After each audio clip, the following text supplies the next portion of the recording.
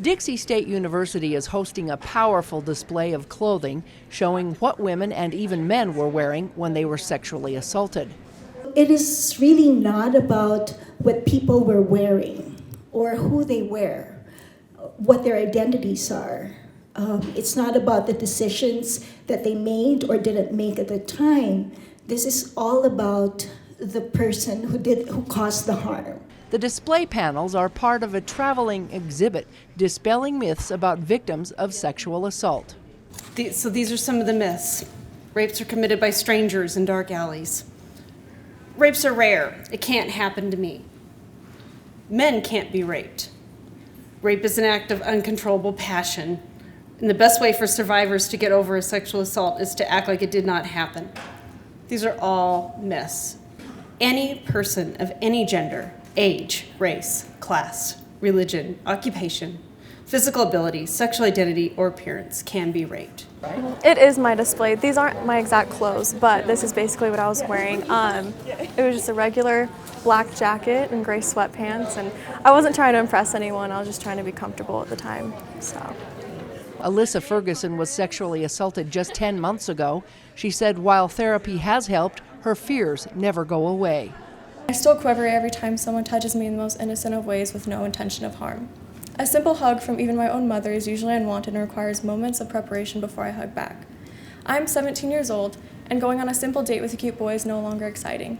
It's frightening. Ferguson is speaking out because she believes this subject shouldn't be taboo. It needs to be talked about to change the statistics. Most victims of sexual assault are women under the age of 30. It's estimated that 1 in 6 women become victims of rape, and in Utah, the statistic is 1 in 3. It can happen to men, in which 1 in 33 become a victim of sexual assault. About 50% of those victimized know who assaulted them.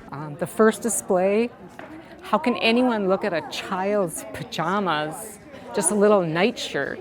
How old is she? 6, 7, 8 years old?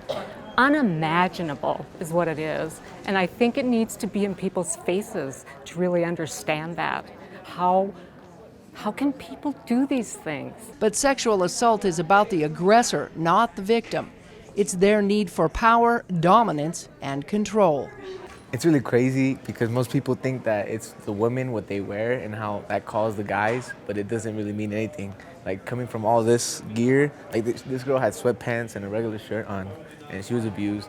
So it has nothing to do with just the person that's doing the abusing, and it's wrong in the head, crazy or psychopath or whatever you want to call.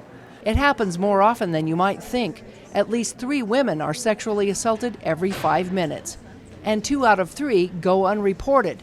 Most are wearing common clothing. This doesn't happen once in a while. It happens a lot, and it needs to be talked about more than it is. And a lot of people have the misconception that it happens because of what you're wearing, and especially in my case and so many others here, it proves it doesn't matter what you're wearing, and it happens to anyone at any time.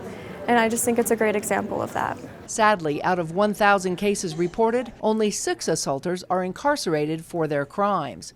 Victims are encouraged to report their assaults immediately so rape kits can document the abuse. It's a crime, and it's a terrible crime, and I know how scary it is to speak out, but I assure you it is amazing when you do. You will receive so much support and so much help, and it'll make you feel better, and seeking treatment through therapy is amazing as well.